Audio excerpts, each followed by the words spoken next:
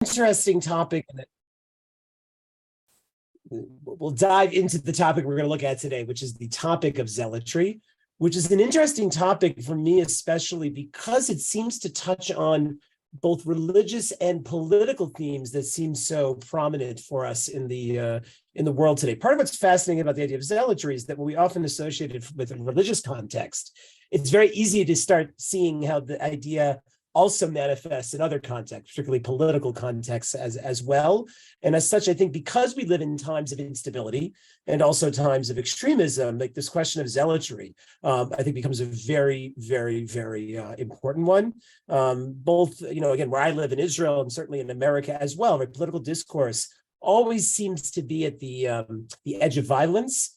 And there's this sense that, people have to step up and do what's right, no matter what the cost, because the moment demands it, right? And that kind of thinking is often, as we'll see, very much at the heart of zealotry, right? On a more basic religious level, I don't just live in Israel; I also live in Jerusalem, Jerusalem, the holy city, and Jerusalem is a holy city, but it also has basically a 2,000-year plus reputation for also being a city of zealots, right? If you want to find a religious zealot in the world, right, this city, where I live is usually a good place, right? The old city, the Ir Atika, has historically been full of them, of all different kinds of religions, right? So for me, at least, also living where I live, right, the image of a religious zealot, and often a political zealot as well, is not something just that's rooted in history. It's rooted very much in the contemporary reality.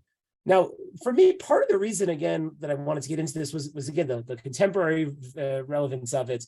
But Rav Shmuley and I share a teacher from yeshiva, and he happens to come from a Hasidic background that is famous for its zealotry. And he happened to quote on Facebook, this was a couple of years ago, and when I read this, it really hit me. He said as follows, he says, true when done wrong, zealotry can be hurtful, damaging, and destructive. But that doesn't mean that we should completely dismiss it as a virtue.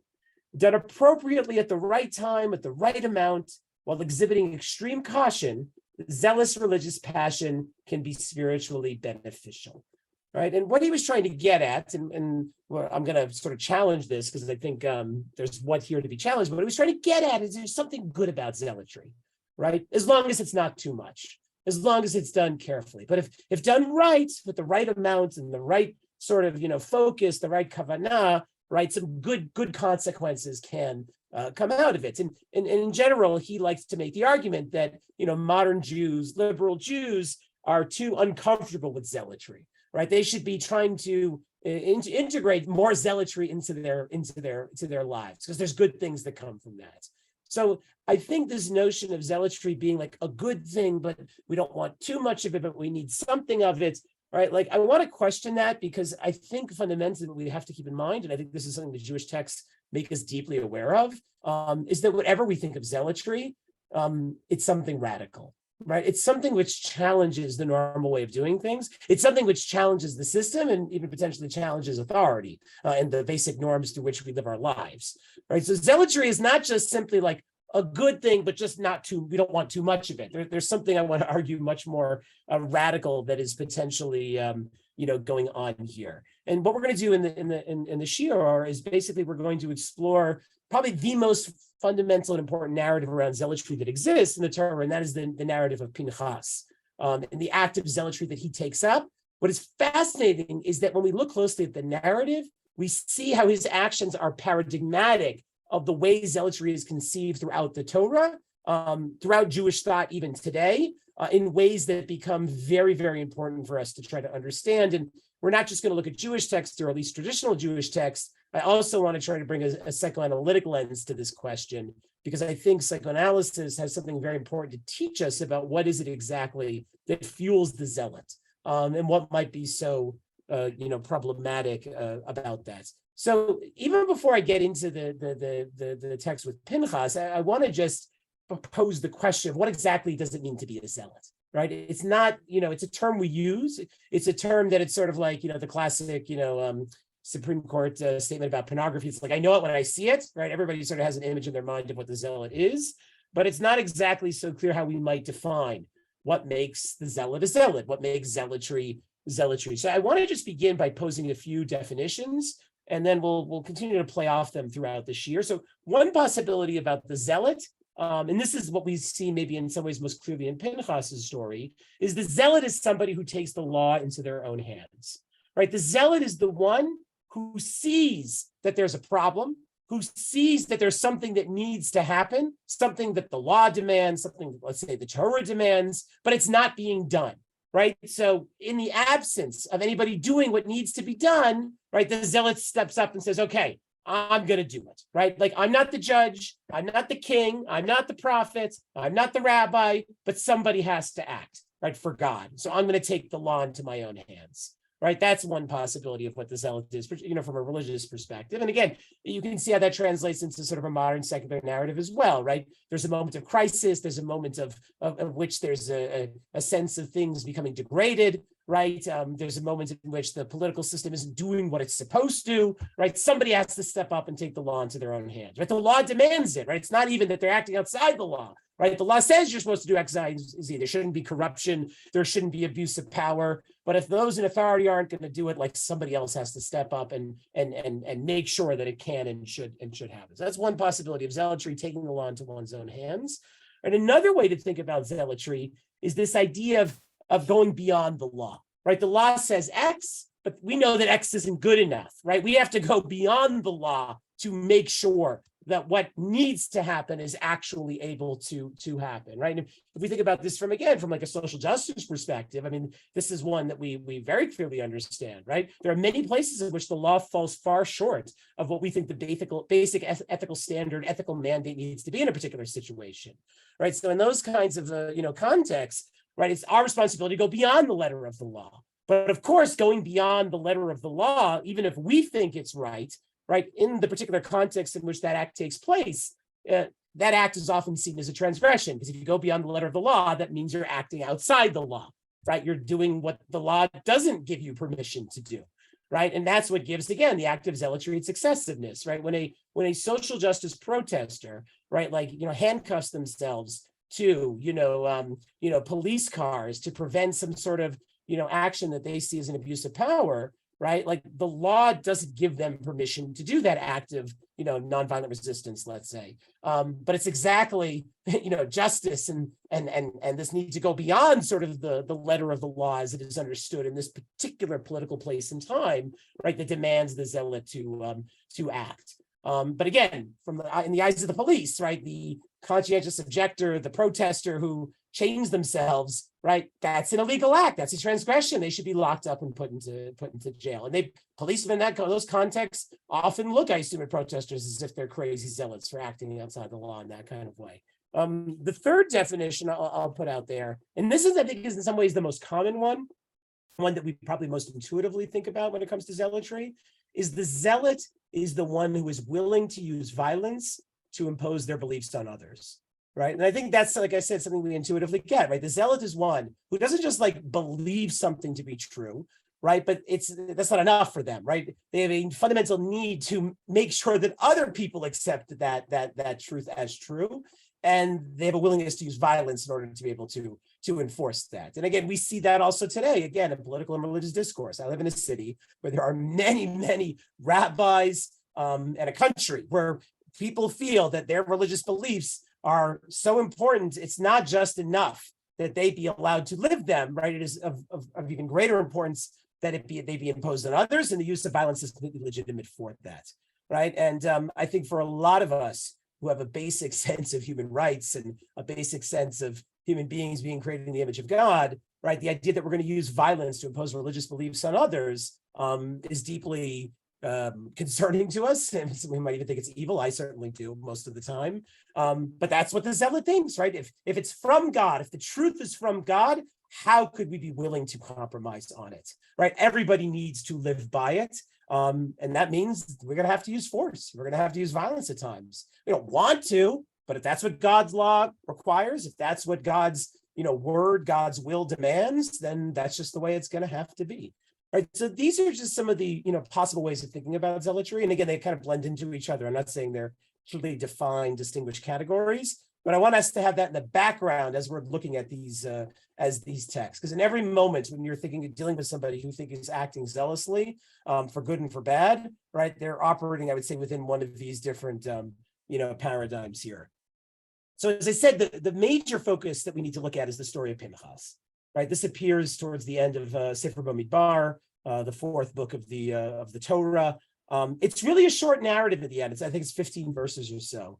So I kind of like sometimes short narratives in the Torah because they give you sort of their totality in a graspable form, right? It's all there, right? And as most stories in the Torah, and this one is no exception, even though it's short, right, there is just so much in there, right? Like every verse, every word, every letter has something to teach about this sort of complex narrative that it's giving over. In the context of the Torah, right, this narrative comes after essentially the Jewish people have been marching through the desert, traveling in the desert, right? They've already been there for basically 40 years, and they're finally essentially on their way to go to the promised land, right? The generation that left Egypt, they've died in the desert, right? It's their children now who are essentially making their way to the promised land, which means it's supposed to be a new generation, a fresh start, a better chance at the covenant that God has made with the Jewish people. But even here we see that the Jewish people are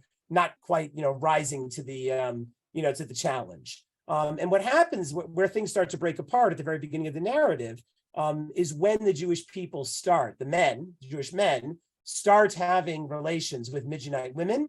And as part of those sexual relations, they start worshiping Baal Peor. They start worshiping the Midianite gods. Right? We have this moment in which there's almost the sense of which the covenant between God and the Jewish people is rupturing through this dual act of sex with the idol worshipers and worshiping their idols. Right? There's a sense in which this story, we don't have time to fully develop it, but there's a sense in which this story parallels very much the incidents of the golden calf, right?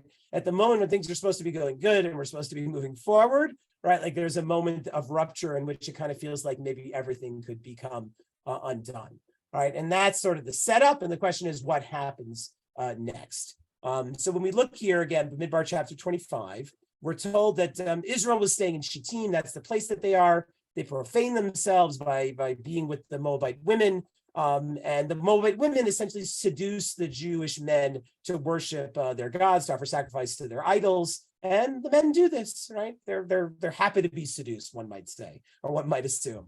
And again, through part of this process, the Jewish men become attached to Baal Peor. They become attached to this sort of whole sexual idolatrous practices that are going on. And as one might expect, just as we saw in the case of the golden calf, when there's the rupture of the covenant, when the Jewish people betray their connection to God, their loyalty to God, how is God going to respond? Well, God's going to respond like any spurned, spouse, right, whose partner is basically betraying them with another person, right? And they're going to get angry. And that's exactly what we see here. It says, and the Lord was incensed with Israel. God's getting very, very angry.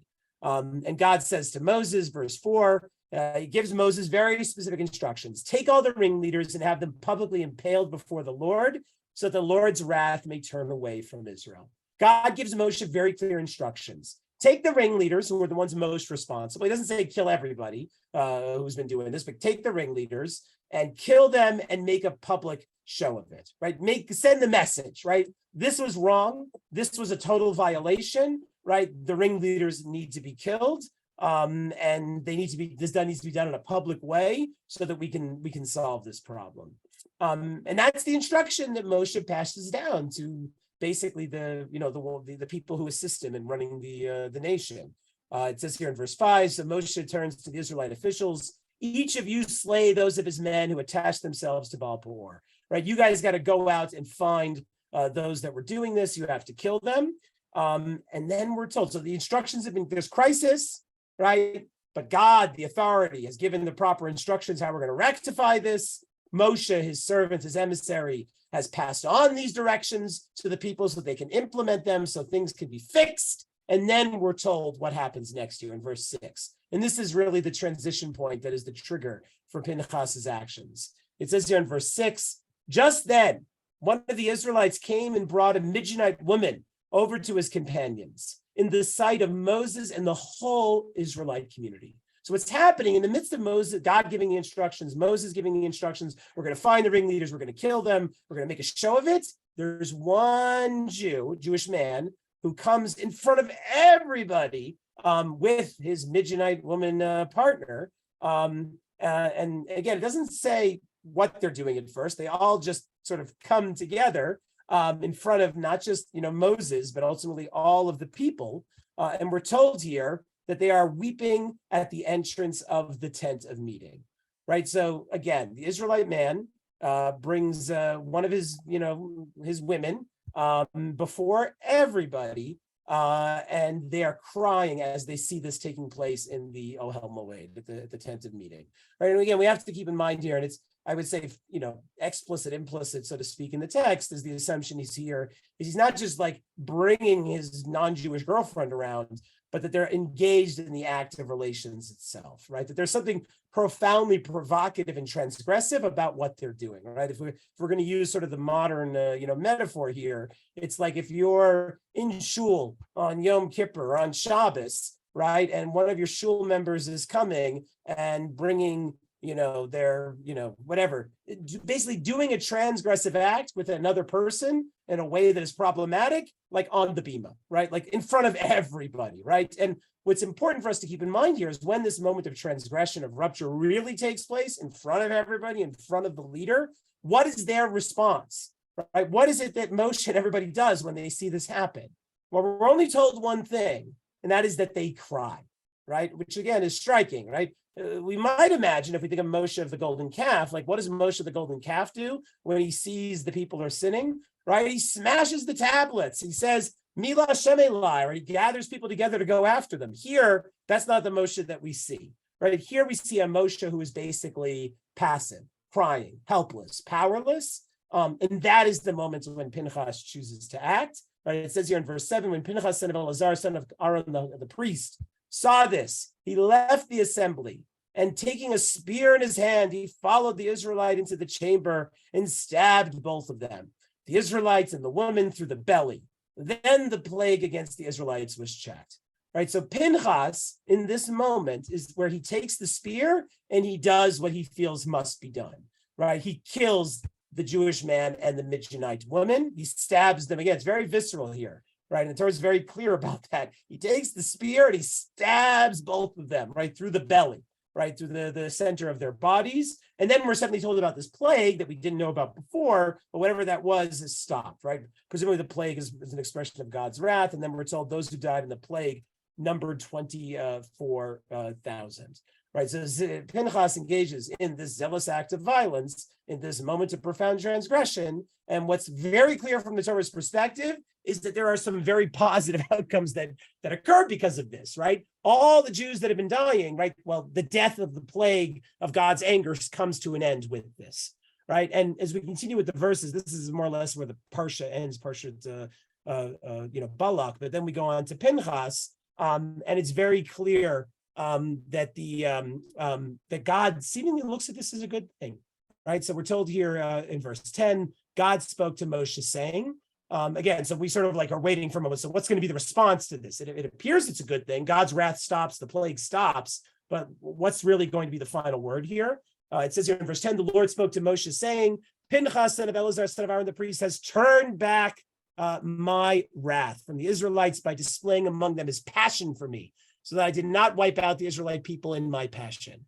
Say, therefore, I grant him my pact of friendship, Briti Shalom, right? That God is saying, you know what? Pinchas did a good thing. And not only did he do a good thing by staying my wrath through this act of zealotry, I'm going to reward Pinchas. I'm going to give him the Brit, this covenant, this pact of friendship. And he goes on to say, God, it shall be for him and his descendants after him a pact of priesthood for all time, because he took impassioned action for his God, thus making expiation for the Israelites, right? This gift that God gives to Pinchas is not just for Pinchas, it's for Pinchas's descendants. That's how important it was, because what Pinchas did actually, prevented the Jewish people from being destroyed. And then we're told who's the name of the Israelite man and the Midianite woman who did this, Zimri, who is from the tribe of Shimon, and Cosbi, who is the Midianite woman, who's the daughter of Tzur. So what's important to keep in mind as we look at this narrative is that it does seem to see this act of zealotry, this violent act of zealotry, as being a good thing, right? That there are moments when people are sinning, people are doing horrible things, and you know what?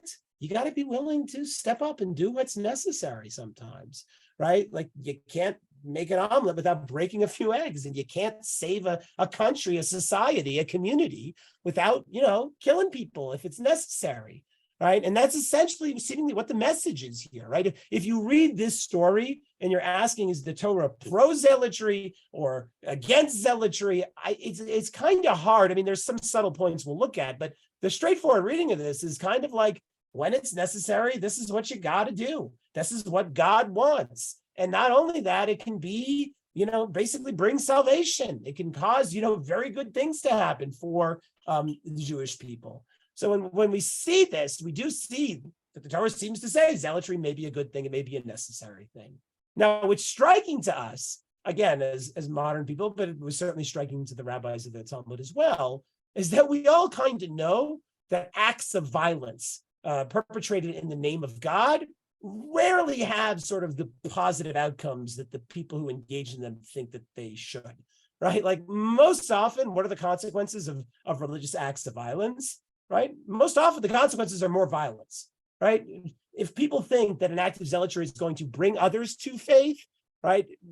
Violent act of zealotry, right? There are other ways you can conceive of zealotry, but a violent act of zealotry, killing somebody, I think most of us would say that is much more likely to profane God's name than it is to sanctify God's name. That's just our assumption with it. I don't know about you. Anybody here can think of a great act of religious zealotry that was killing somebody in the last century or two that was like, strengthen their faith? I would have a hard time coming up with an example. What I want to do now is we turn to Chazal, and we're going to turn to some, again, like I said, psychoanalysis and Jewish thought. I want us to unpack like what's really going on here.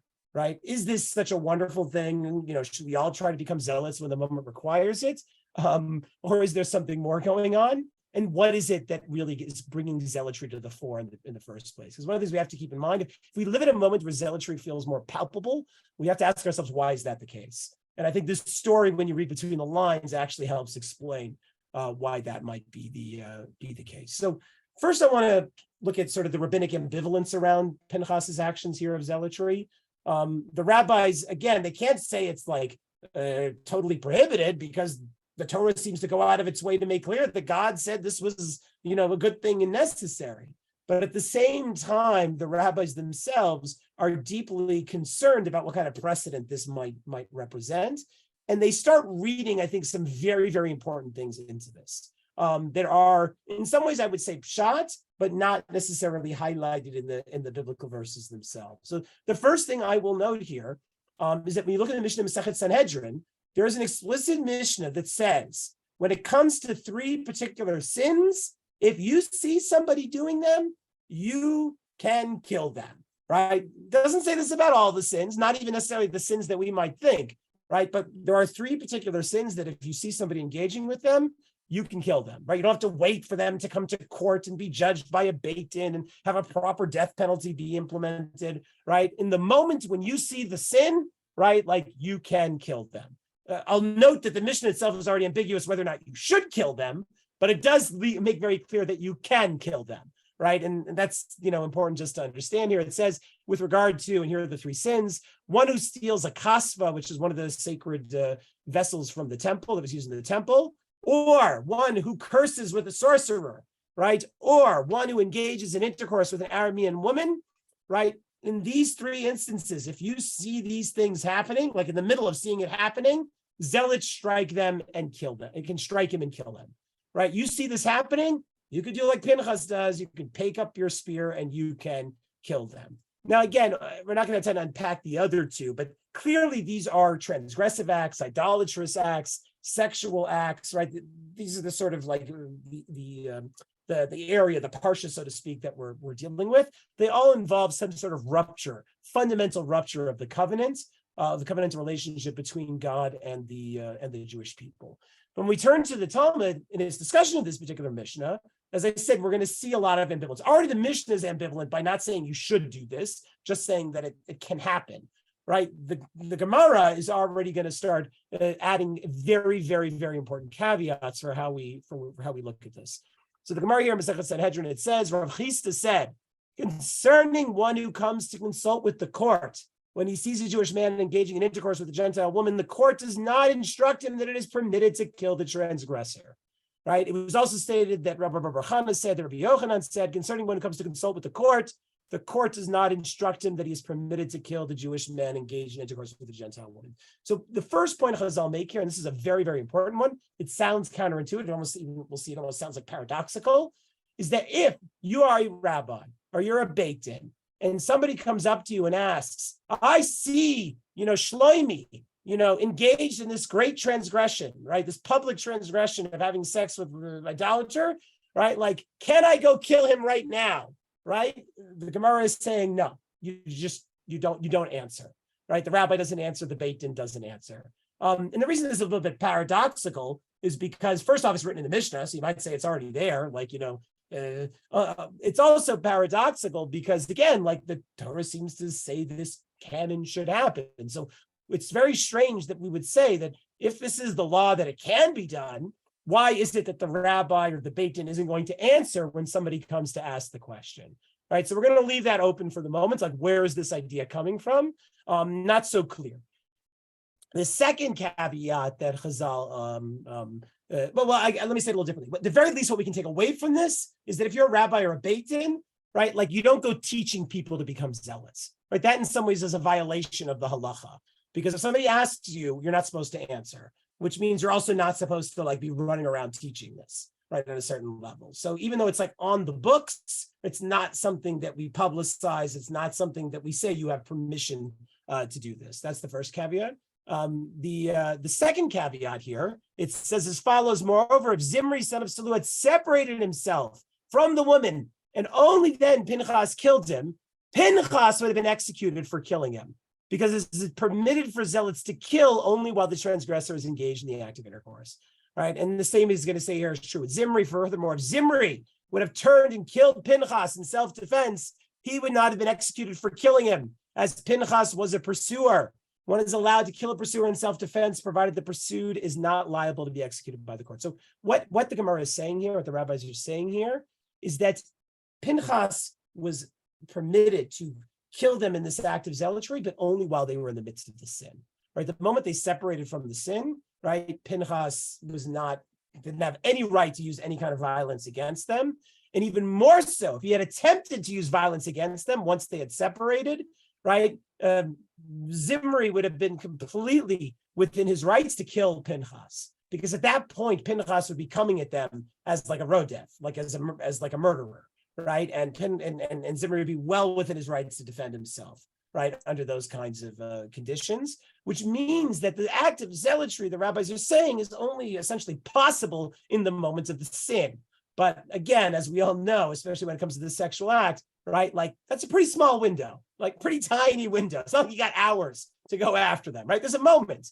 And if you get the moment wrong, you're a murderer, which I think is a very fundamental point here that we, again, sort of get, right? The line between being a zealot who somehow creates positive outcomes and the zealot who profanes God's name and engages in murder, right? It's a line that's so thin, right? It's essentially blurry and may not even quite be there. That's essentially what the rabbis are saying. If you get it right, like maybe you're a hero, but it is equally possible you will get it really, really, really wrong.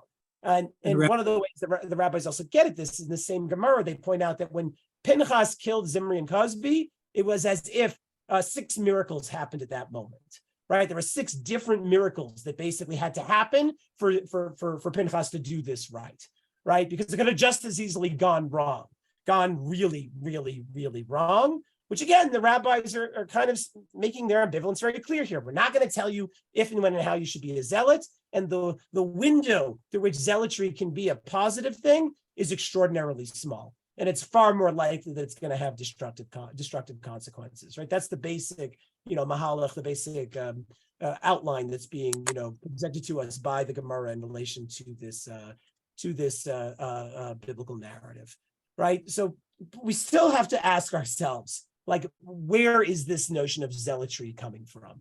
Like, what is it that is motivating Pinchas to do what he does? Because I think we have to get at this, we have to dig at this a bit more in order to be able to really understand the dynamics that are going on here, right? On a certain level, I agree with Chazal completely, with the rabbis completely, right? Like, even if there's a place for zealotry, right, it's an extraordinarily narrow window where that can and should take place. And 99% of the time, it's going to be horrific, the attempt at it.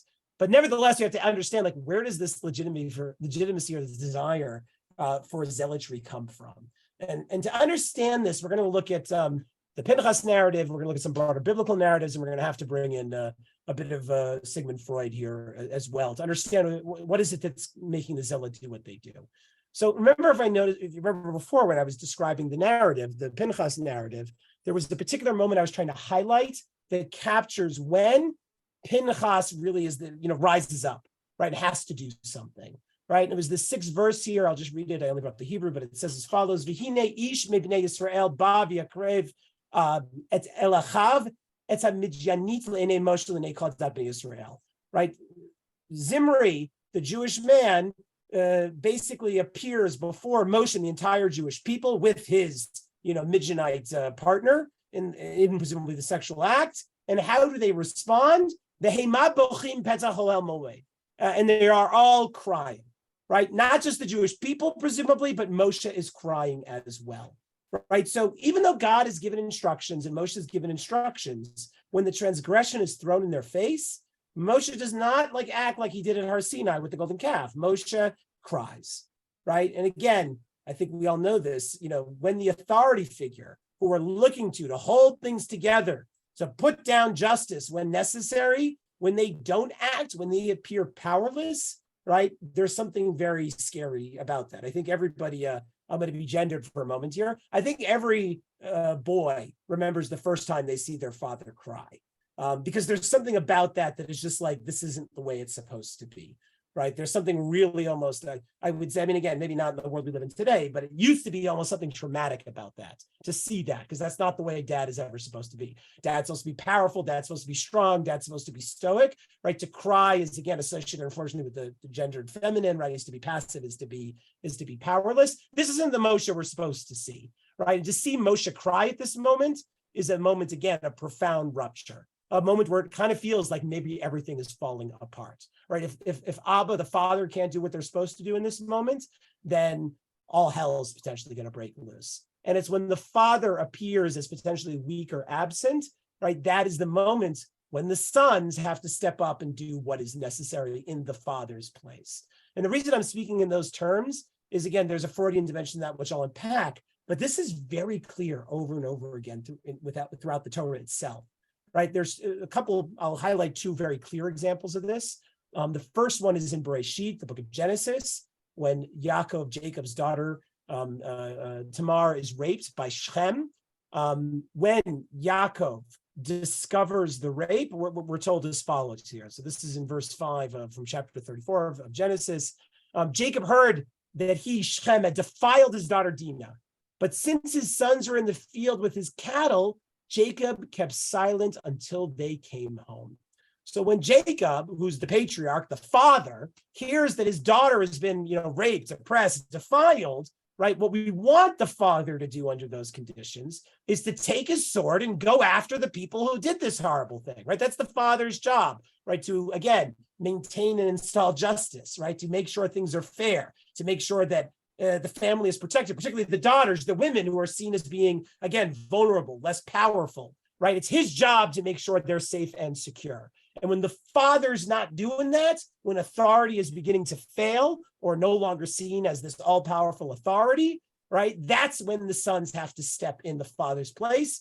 And again, when the sons step in, they always, they have to do so in a zealous way, right? They have to, in some ways, I would even say, cover up for the fact that the father is being powerless, right? The son has to step in and say, no, this is what we do. We got to go this far. We got to rectify the problem in many ways to cover up for their own father's powerlessness. That's exactly what happens in the story here, right? What we're told is that Shechem comes to Yaakov and starts wanting to negotiate, basically, to have Tamar be his, sorry, I keep saying Tamar, Dinah. I don't know why I got Tamar stuck in my head, because that's coming connected story, but not the same one. Dinah, this is the rape of Dinah, right? So Shem comes to Yaakov and basically wants to negotiate that Dinah should be his bride. And what happens is that Yaakov's other sons, Dinah's brothers, basically sort of trick Shem and all of his people to circumcise themselves. And this is a way of sort of making an agreement between them, between Yaakov's family and the people of Shem, so that their children will be able to marry each other and it'll be sort of a permanent relationship. But really, the plan is to get Shem and his people to circumcise themselves so Shimon and Levi can take up arms and slaughter them. And that's exactly what happens in the narrative, right? We're told here again in verse 7, meanwhile, Jacob's sons, having heard the news, came in from the field. The men were distressed and were very angry because he had committed an outrage in Israel by lying with Jacob's daughter, a thing not to be done, right? The sons are angry because the father, Yaakov, was not able to step in and protect. They come up with the whole plan, and the plan ends with Shimon and Levi just laying waste, killing thousands of Shem and his people. Now you might say, well, again, what exactly does it have to do with zealotry? But later on in Bereshit, when Yaakov, at the end of Bereshit, when Yaakov rebukes Shimon and Levi, both Chazal and the Meforshim are very careful to link this also to the story of Pinchas, right? That they see Shimon and Levi's act of zealotry as being very much aligned with Pinchas's act of zealotry, right? That they're essentially doing the same kind of thing. When Yaakov is powerless, when the father is powerless, Shimon and Levi have to step up to protect their sister. When Moshe is powerless, not able to do what God wants, God needs, right? Pinchas has to step up violently and protect the Jewish people. When the father who represents power and authority isn't doing their thing, the sons have to step up and often violently. That's the basic narrative. The other example is, I'll just note, also occurs later on in Tanakh and Sefer Shmuel with David, right? David has a whole host of children. Two of them are Amnon and Tamar. Is also what I was thinking of before. Amnon rapes his sister Tamar, and Avshalom, who's their other brother, when he sees that David does nothing, David knows the rape happens but does nothing.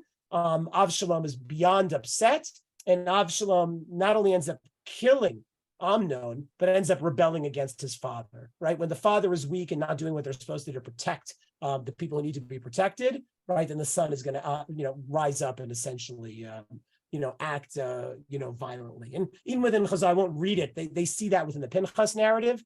They see that when Zimri is bringing the Midianite women before the people, he's actually challenging Moshe's authority. The Midrash actually goes on to say that what he's doing is he says to Moshe, "You're going to kill me? Look at you, Moshe. Look who your wife is." And if you know the narrative of the Torah, who's Moshe's wife? Zipporah. She's a Midianite woman, right? So essentially what Zimri is doing is challenging the very legitimacy of Moshe's authority to carry out God's judgment, right? And Moshe in that moment is essentially powerless. And that's why Pinchas has to step up. And there's this line in the Gemara here where it says, basically, when there's a profanation of God's name, we don't give honor to the rabbi, so to speak. We just do what's necessary, right? If the father's not able to stand up and do what they're supposed to do, then the sons have to get up and just act. Now, part of this whole way of thinking about zealotry, again, has to come from this position of understanding the way that power and authority is deeply tied to notions of patriarchy, right? It's the father who is the authority, and when the father is weak, the sons act zealously. Now, again, I know this sounds kind of, overly gendered from our modern perspective, but I will just note, right, Rosh Hashanah is coming, Yom Kippur is coming. One of the most famous prayers of those days is a prayer called Avinu Malkeinu, right? Our Father, our King, right? Judaism has always been, in many ways, deeply patriarchal in the way that it conceives of authority. That authority is often masculine, authority is often associated with the father. That's why God's not only our king, God is our father. Now, Judaism also undermines patriarchy. It undermines gender binaries in all sorts of ways, but there is a patriarchal dimension that it's hard to fundamentally escape from. And the reason that is relevant to us when we think about the modern condition is that the fundamental radical transformation of modernity is when the father stops being the father. Well, what do I mean by this? Is when, again, men stop being the embodiments of power and authority simply because they are men, right? It used to be, in fact, I once heard a Rosh Yeshiva who's much more to the right. It used to be as the sitcom was in the 50s, father knows best. And this Rosh Hashiva, I know I'm not always a huge fan of, he likes to say, I wish we could go back to the 1950s when it was father knows best, right? That's sort of the patriarchal notions of authority. The father is the one who runs the family. The father was the one who knows how things should be done, right? One of the radical transformations of modernity is we no longer think father knows best, right? We think it's, hopefully the parents can kind of figure it out together in some sort of way, but it's certainly not father knows best, right? That if authority is male, right, a large part of modernity is about sort of killing the father in the Freudian Oedipal sense, right? We have to get rid of the father so there can be equal authority for everybody, right? That there's not one person at the top of the pyramid who essentially is embodying authority, right? But the challenge is when you get rid of authority as being located in a particular place or person, right? When you get rid of that being able to be the structure that holds society together, right? It is deeply destabilizing. Remember, as I keep saying, when the father is weak or the father is absent, that's the moment when zealotry starts to emerge. And that's the reason, I think, why we start seeing zealotry as such a temptation within political and religious life in the modern world, right? So this is a point made by very interesting psychoanalytic thinker, Richard Boothby, where he basically says as follows. He notes that religious zealotry and political zealotry in the modern world look really, really similar. And they are both fundamental responses to the loss of the father, the weakness of the father. And that what zealotry is always trying to do is basically the sons acting in an extreme way to give off the impression like the father's still the father. God's still in charge. I'm going to show you how God's still in charge, you silly modern liberals. I'm going to act in the most extreme way possible. Then nobody can question that God, the father, is really in charge. So here's what he says here. I'll just read the second paragraph. He says, if we look around the world, it is not difficult to see enormously larger numbers of men, indeed whole populations of them, who find themselves threatened by the disruptions and dislocations of modernity and react by sandbagging themselves in an anxious and aggressive reassertion of masculinity. Right? What we think of as toxic masculinity is not a pre-modern phenomenon. It's a response to the loss of masculinity being this privileged position of authority. And then men suddenly don't know what to do with themselves. And again, it's not just a gender problem, it's a societal problem, because when power and authority is conceived of as masculine, right, and you no longer say men are the ones in charge, then you have to ask yourself, who's in charge? Right? There has to be somebody in charge. And suddenly that becomes like as if the ground underneath you have simply, split open and you're standing over the abyss. He says the most visible evidence of this trend is to be found in the dark brothers of modern democratic enlightenment, fascism and religious fundamentalism. And he calls them brothers because both fascism and religious fundamentalism are the zealots who need to act in the place when the father is weak or not there. Right? Modernity is about pushing God away. We don't turn to God to determine how to run society, right? This is separation of church and state, right? God is sort of out of the picture. We kill the father. We keep the father out of it so that there can be equality, so there can be freedom. But then that leaves us again with a gaping hole there that is profoundly disconcerting.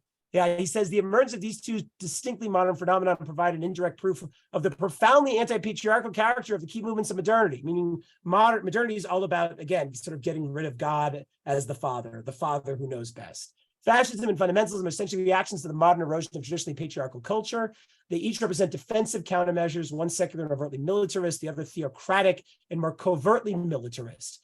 Both are essentially defensive rearguard actions that seek to mitigate the decline of patriarchal influence by advancing an overarching caricature of paternal power. Meaning when the father is weak or absent, the sons step up and they have to act violently, sort of make sure everybody thinks everything's still really okay.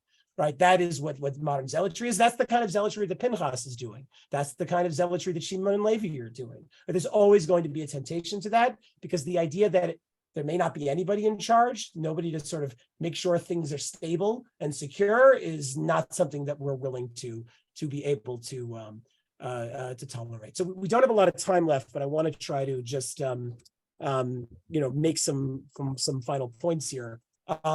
When you start looking at modern Jewish thinkers, extremist thinkers, zealots, who I think represent the worst kind of zealotry, one of the fascinating things that you have to keep in mind is that they seem to understand this exact point that I'm making here, right? That it's as if God is absent or weak, and that's why the zealot has to step in, right? And this is actually somewhat, again, implicit in the story of Pinchas itself, right? When God is describing Pinchas's actions, I put it here at the top, it's verse 11, Pinchas ben Elazar ben Aaron HaKohen heshivet chamati me'al bnei Yisrael. God says, Pinchas has ameliorated my anger. Why? Bikano et kinati. Right? Pinchas has been zealous for my zealousness. All right, and therefore I didn't destroy them in my zealotry. Right, what the zealot does, and this is very, very important, is because if the father is weak or absent, the zealot steps into the father's place. Right, the zealot is jealous for God in place of God being able to be jealous. Right, and this, to a certain extent, explains the profound appeal of zealotry. Because what does the zealot get to think at the end of the day? Right, when there's that moment where there's just something that needs to be done.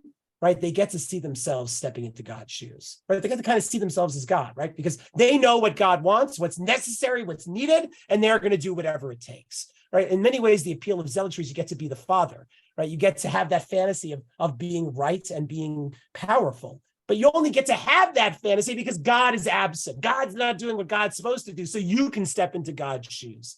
And what's fascinating is the way that modern Jewish zealots of the worst kind sort of get that. Right, which is sort of like strange and deeply problematic because it means that they're not really people of faith at the end of the day, right? When you realize how much they are motivated by God appearing weak or God appearing absent. Right? It's not supposed to be the position of a believing Jew, of a true position of faith, right? That God is weak and absent, therefore we step in. But that actually sounds like a modern secular position. That's what secular Zionists said, right? We have to step in and take responsibility for the Jewish people and our power, be our own power, take our own destiny in our own hands. That's the way zealots think. They just think they're doing it in a way that they can be what God really wants. So very briefly here, Meir Kahane, probably the leading Jewish zealot, racist, terrorist of the 20th century, he develops a whole theological notion of revenge that we won't get into.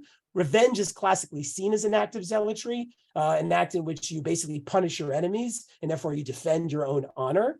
And one of the things that Meir Kahane notices here is that when the Jewish people are suffering, it is a moment in which it appears as if God is absent, right? That is, when things are suffering, when things are bad, it's as if God isn't there at all. And that is the exact moment when the Jew has to be willing to take revenge, because by taking revenge, we fill that gaping hole of God's absence. Right? He actually says this almost here in the Hebrew. It's like we give life back to God by killing our enemies. Now, that does not really sound like a statement of faith, right? That sounds like a roundly secular statement. That's literally what he says. And he tries to frame it in religious language. But again, he's getting at what I keep pointing out, which is when the father's not there or the father is weak, we have to step in and be the father. And we have to be as extreme as possible in doing so. Again, but he's in stating this, he's kind of revealing the emptiness of his own position, ironically enough. Yitzhak Ginsburg, who again is our contemporary rabbi here in Israel, also an extremist, also has defended violence and terrorism. We wrote an article praising Baruch Goldstein, who killed almost 30 Palestinians in Marat Machpelah, 30 years ago. He also recognizes that there's something about the act of zealotry that, again, it's like you're stepping into God's shoes, like you're forcing God's hands. He says here, he notes that maybe zealotry is not always such a good thing. It can lead to dangerous consequences. But he says it appears as an attempt, the act of zealotry, to force, as it were, God and his long-term plans to the I, the here, and the now. Right? There's an attempt with the act of zealotry to like force redemption. Right? We're going to step into God's shoes because God's not doing what God's supposed to do. We're going to be the zealots. We're going to make it happen in the here and now, which again is radical in the almost idolatrous sense. Right? Anytime you think you're stepping into God's shoes, you're not doing something that's very Jewish at all. Right? You're essentially making a God out of yourself, and you're acting zealously out of this fantasy. Right? And that's the challenge with zealotry. Is the fantasy that fuels it, a fantasy of power, but a fantasy of power that is meant to cover up powerlessness, right? Like the people who become the great fascists of the 20th century, and maybe unfortunately the fascists of the 21st century, right? They're often actually kind of physically weak and unimposing, but the whole goal is to like pretend as if they're like these mighty militant, leaders or something like that. Right? I'm not going to name names, but it's actually in their weakness we have to project on the fantasy of power, right? And that's what the zealot is always trying to do at the end of the day. The last point I want to make about zealotry that I think is also of great importance for us goes back to this initial point about the fact the rabbi said, if you're a rabbi and somebody asks you whether you can be a zealot or act zealously, you don't answer them. Now, what's fascinating is there are Jewish texts that see this as a good thing. Right? What do I mean by this? Well, they see it that this is what the Chidushei HaRim says, a Hasidic Rabbi. He says that if you have to ask a question about whether or not you should be zealous, that's a sign that your zealotry is impure. Right? If you have to stop what you're doing, like you see the horrible thing happen, But you have to like stop what you're doing and go call your rabbi and have a whole discussion with him. That's a clear sign that you're not being motivated for the right holy reasons, right? Like what the Chidushei Arim wants to argue is that it's the fact that the zealot acts in the midst of the moment that proves the purity of their zealotry, right? They just react. They respond. It's spontaneous. Right? It's as if God's wrath, God's spirit is like filling them up. And that's what gives it its authenticity and its legitimacy. Now, it's striking when I read this again. I mean, there's a sense in which people think about zealotry this way, is that I think, with the self-awareness we have today, I think most of us realize that your first reaction to something is probably not the right reaction, right? That's like the most important lesson you can learn is when you become an adult, is your first response to seeing something that upsets you is probably not the correct response. And the goal shouldn't be like, how do I transform my anger into violence to be able to impose my will, right? Like that's the lesson we all have to learn. It's called like growing up, like you're not God, right? You don't get to run things. That's not the way the world can be. And what's fascinating is that on a sort of Jewish level, this becomes of profound importance, because if the fantasy of the zealot is they get to step into God's shoes, right? They get to do what God wants or God needs, but God can't do because God is powerless, that you can you can act zealously and feel completely legitimated, like you're on the right side of history. Judaism, halacha, the Torah isn't going to allow you to do that. Margiliot, which is a commentary on Sanhedrin, basically notes that this permission to act zealously is not recorded in Shulchan Aruch. And he cites an opinion that says the reason that it's not recorded in the Shulchan Aruch, the classic book of Jewish law, is because you can't teach somebody to do this. And he also notes something else, that perhaps the law of zealotry doesn't even apply anymore. Perhaps it only applied at a time when there was a Sanhedrin, when there could be a death penalty. But if we have no Sanhedrin and we don't do the death penalty, the law doesn't even apply at all. And what the Margiliot is saying here is that we have to be open to the possibility that zealotry is never legitimate, at least not today. Without a temple, without a Sanhedrin, without the death penalty, zealotry is never legitimate. And what we have to take away from this is that when the zealot acts zealously, they don't get to do it with the confidence that they are correct, that they are stepping into God's shoes, that this is the right thing, that this is necessary, that it is what God wants over and above everything else, right? The true Jewish zealot has to act without certainty. They have to act knowing they might be wrong. Or as the rabbis pointed out with Pinchas, they did this horrible thing, but it happened to be the right thing at that moment. But there was like this much leeway where that could be, and he couldn't have picked up that spear with confidence knowing that it was going to end right. The whole appeal of being the zealot is you get to think God, wants this more than anything else in the world. But the true Jewish zealot, if they're going to pick up that spear, they have to be fully open to the possibility that they're nothing more than a murderer. No zealot wants to think that. All zealots want to have the fantasy of stepping into God's shoes. And the real challenge of true zealotry, and there may be moments that require it, is you have to take the risk. You have to take the risk, not just that you might be wrong, that you might be a murderer, that you might be engaging in an act of profound evil. If at that point you're still willing to go through with it and accept the consequences, then maybe you deserve to be called a true zealot. But I've never really met somebody that is, fundamentally willing to take that on at the end of the day, because what would be the point of that? Why would anybody want to take that risk? But that is the challenge of zealotry. There are moments that may require it. I don't have time to look at it, but Sodok actually talks about this. He gives the example of Yael and Sisera, Yael who seduced and killed Sisera, who was the sort of Philistine general oppressing the Jewish people, or Esther who slept with Ahasuerus to save the Jewish people. These are acts that in the moment, there's no way to redeem them, right? Like they don't know what the outcome is going to be, and it may very well just be a sin.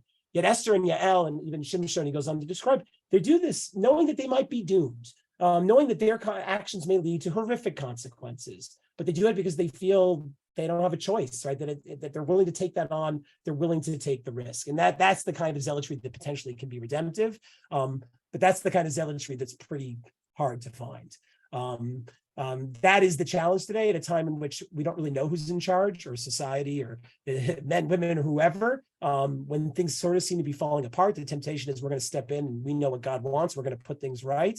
But that fantasy, again, more often leads to a profanement of God's name than a sanctification of God's name. And the true zealot is the one who's willing to take the risk, knowing that they, might be wrong. So I'll stop there. I probably went a little bit over time, but I apologize for that. But we're happy to take a couple of questions if there's time.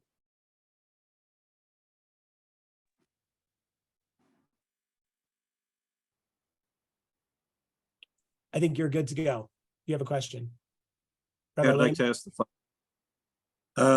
regarding zealotry and stepping into God's shoes. that part, not negative or positive. But I'm concerned with the following point. We have a lot of positive actions in our lives, which we add to our religion. Ultimately, are stepping into God's shoes, things that God isn't doing. We want tikkun olam. We apply ourselves positively to those things. We want equality between different sexual preferences, and therefore we go ahead, even though the nagging feeling always in the back of the mind is the Torah says that this is asur, and yet we are stepping into a breach because God is powerless here. We're stepping into his shoes. I'm curious if you read that one is that one aspect of stepping in to the shoes of a powerless God is different than the other.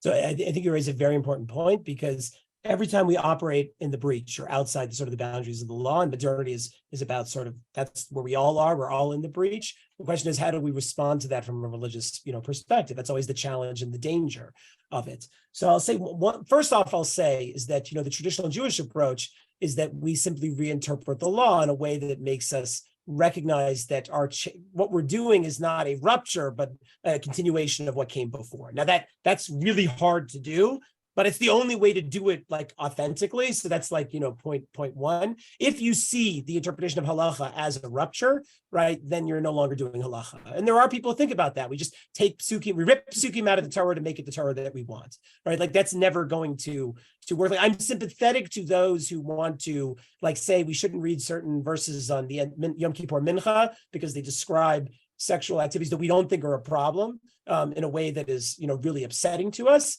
That we shouldn't read those verses, right? Like, I'm not okay with that because I just don't think that's the Jewish response. That's point one. Point two is, even if we do that, like we're going to reinterpret, right? We can't do it with this sense of certainty that we are 100% right. And our sort of the way we position halacha, the way we interpret halacha has to kind of reflect that. That's not an easy place to hold. But if we have to be able to hold positions in which we may find out that we can be wrong, right? Like, we can still hold those positions, we can still reinterpret, but it can't reinterpret in such a way that we can never find our way out again, if that makes sense.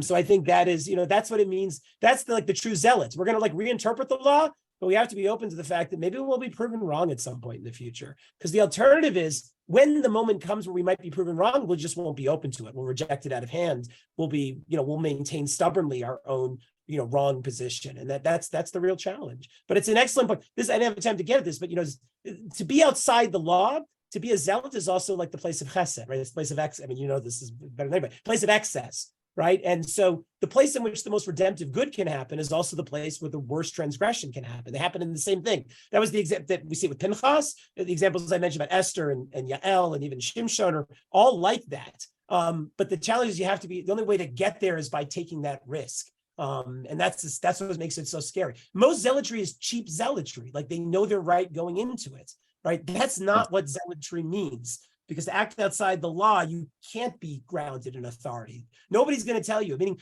if a rabbi tells you the zealotry is permitted, guess what? The rabbi is actually not a rabbi at that moment, because they've proven they don't understand the halacha properly. And if you offer a ruling that is prima facie incorrect, then then your authority is basically erased in that moment. So even if somebody tells you can be a zealot, the very fact they tell you means they're not an authority you can ground the act, which means that you still have no legitimacy, right? But to be a zealot always means to be sort of floating on air, right? Like, there's no firm ground under your feet, but you feel nonetheless that you have to act, right? That is it's as if it is an act of God of which you are the vehicle.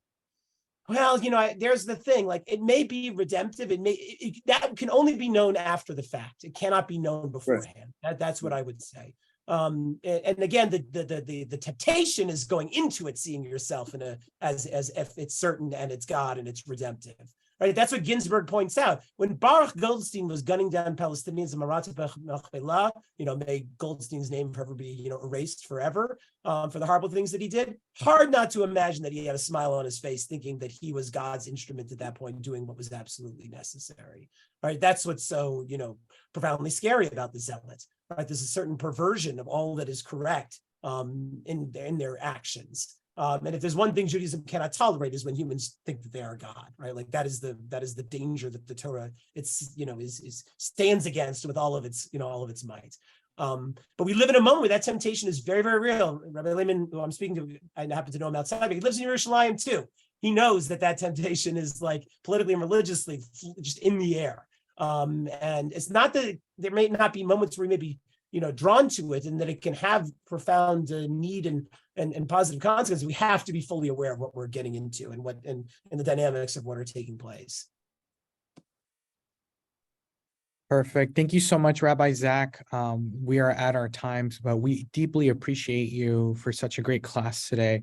Truly thought-provoking, and makes us think inward on when we try to play as God and when we try to justify some of our actions. I'll say this, that nonviolent resistance, which can have a sense of zealotry, part of what makes it so powerful is that it is not violent, right? Nonviolence can still be power, but there's something about nonviolent resistance, which I know is at the heart of social justice that it engages in, that can be redemptive in a much more possible way than violent, resistance ever can be. So I think there's many ways in which zealotry can exist. And Martin Luther King, helped show us that they can be redemptive and powerful, that don't so easily just immediately fall into these dangers that are just as hard, right? Even when you're chained to a police car, there's no guarantee that's going to work out well for you or achieve what you want, right? Quite the opposite, in fact. It can end far, where you see this today, right? It can end far, far worse, right? But that's the risk when you're trying to change the world.